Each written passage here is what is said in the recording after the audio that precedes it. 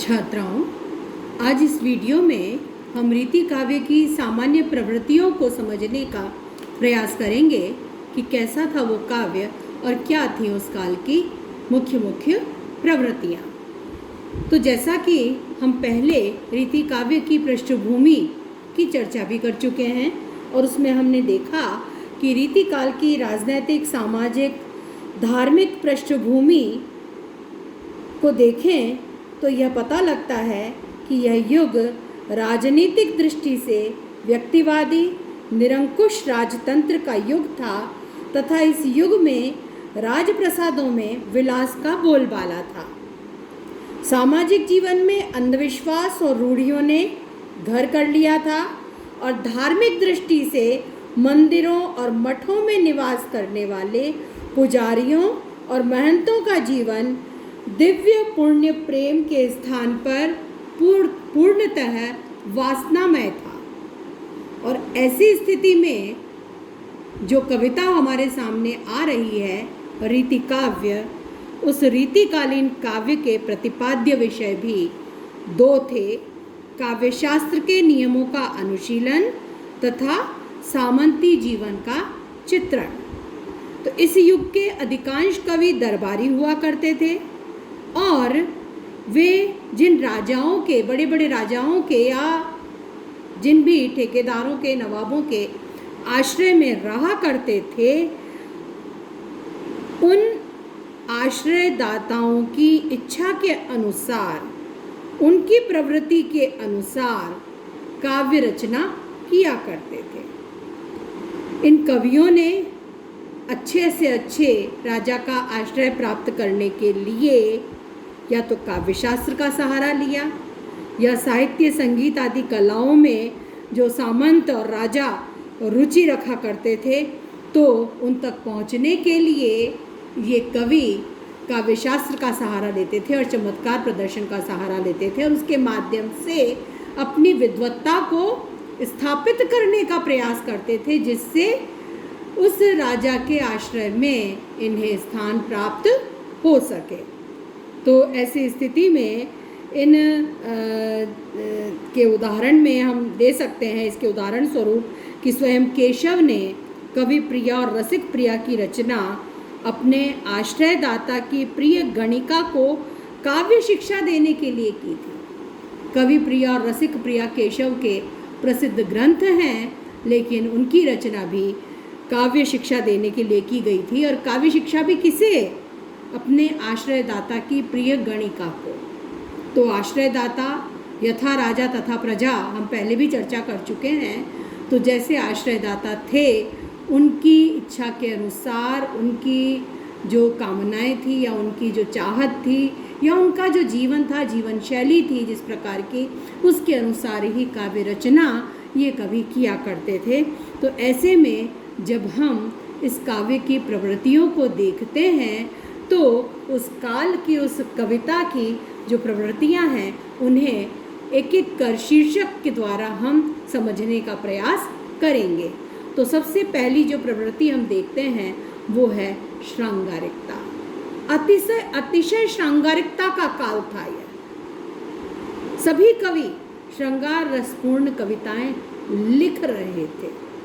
श्रृंगारिकता इतनी अधिक बढ़ गई थी कविता में कि जो धार्मिक साहित्य था या जो भक्ति काल में भक्ति का साहित्य था, उसके स्थान पर श्रृंगार का बोलबाला सब तरफ हो गया। और यही कारण था कि राधा और कृष्ण जो भक्ति का आलंबन बने थे भक्ति काल में, और जिनके प्रेम का वर्णन तो तब भी था, श्रृंगार वर्णन तब भी था, लेकिन वो दिव्य था, उदात्त था, वो प्रेम बहुत गहरा था।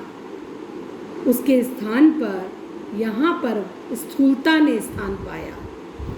उस प्रेम का बाह्य स्वरूप जो घोर श्रृंगार वर्णन है वो दिखाई देने लगा और राधा और कृष्ण केवल नाम स्मरण का बहाना बन गए और राधा और कृष्ण के नाम पर घोर श्रृंगारिक कविताएं इन कवियों ने लिखी। उनकी लीलाओं का, उनकी अटखेलियों का, उनके संयोग चित्रों का भरपूर वर्णन और यहाँ तक कि कुछ स्थानों पर वह वर्णन जो अश्लीलता की सीमाएं हैं वह भी लांघ जाता है।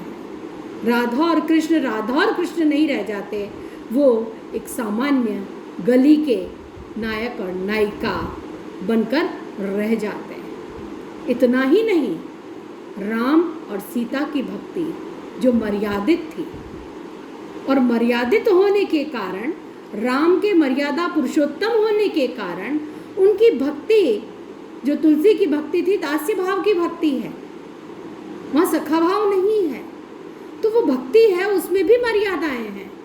तो वो मर्यादित होने के कारण राम को लेकर के इतना अधिक श्रृंगारिक काव्य नहीं लिखा गया, लेकिन फिर भी छिटपुट प्रयास तो राम और सीता के श्रृंगार वर्णन को लेकर भी इस युग की कविता में मिल जाते हैं। लेकिन कृष्ण और राधा की भक्ति, जो कि भक्ति काल में सखा भाव की भक्ति रही है, उनको लेकर के श्रृंगार का उन्मुक्त विलासमय चित्रण इस काल के कवियों ने किया है। श्रृंगार वर्णन के बाद हम जो दूसरी प्रवृत्ति देखते हैं वह है श्रृंगार वर्णन से ही जो जुड़ी हुई है नारी सौंदर्य चित्रण। इस काल में नारी भावना को हम देखें तो नारी के प्रति कोई बहुत उच्च उदात्त सोच इस काल के कवियों की नहीं रही। उसके मन से इनकी दृष्टि देह की तरफ गई है। तो नारी देह का, नारी के सौंदर्य का, नायिका की देह का सांगोपांग वर्णन इन कवियों ने किया है और भरपूर किया है और खुलकर किया है। तो श्रृंगारकालीन काव्य में नारी के रूप चित्रण को बहुत अधिक महत्व दिया। डॉक्टर हजारी प्रसाद द्विवेदी इस संबंध में लिखते हैं कि श्रृंगारकालीन काव्य में नारी कोई व्यक्ति या समाज में संगठन की इकाई नहीं है, बल्कि सब प्रकार की मर्यादाओं के बंधन से यथासंभव मुक्त विलास का उपकरण है। वह वस्तु बन गई, भोग्या बन गई, भोग विलास की वस्तु बनकर नारी इस काल की कविता में सामने आती है। कवि देव नारी के संबंध में कहते हैं, कौन गने पुरवन नगर कामिनी एकई रीति, देखत हो विवेक को चित्त हरे की प्रीति। तो इससे स्पष्ट है कि नारी की विशेषता इनकी दृष्टि में पुरुष के आकर्षण केंद्र भर से अधिक नहीं है, केवल वो पुरुष के आकर्षण का केंद्र है और इसलिए उसकी देह का वर्णन इन्होंने खुलकर किया है। भोग विलास की वस्तु बनकर के रह गई है नारी और उस रूप में उसके दैहिक सौष्ठव का पूर्ण चित्रण इन कवियों ने किया है। इसी प्रकार से श्रृंगार में रूपवती नारी जो विलास का साधन है, जीवन का विश्राम स्थल है, जहाँ सभी प्रकार की दौड़ धूप से भ्रांत हो पुरुष नारी के मधुर आंचल छाया में बैठकर अपने दुखों और पराभवों को भूल जाते हैं। ऐसी श्रृंगारकालीन कवि नारी के सामाजिक रूप गृह लक्ष्मी या मातृ रूप को तो देख ही नहीं पाया। उस रूप का वर्णन इन कवियों ने नहीं किया, वह तो केवल परकिया नायिका के वर्णन में ही लगा रहा और उसी में उसे आनंद मिलता रहा।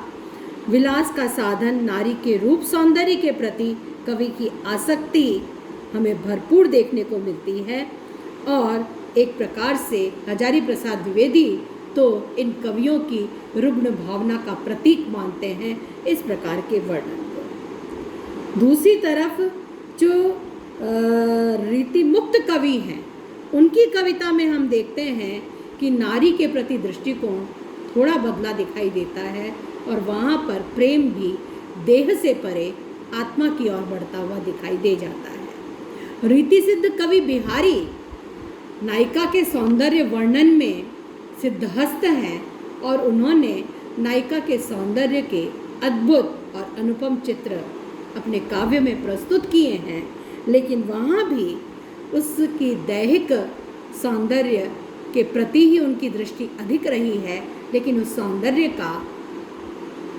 भावपूर्ण वर्णन भी हम कई स्थानों पर देख पाते हैं। जैसे वो नायिका के सौंदर्य वर्णन करते हुए बिहारी कहते हैं, भूषण भार संभारी है, क्यों एहि तन सुकुमार, सूधे पाए न धर परत, शोभा ही के भार। तो यहाँ नारी सौंदर्य का वर्णन है, वो अद्भुत है, सुंदर है, अनुपम है, मनोहारी है।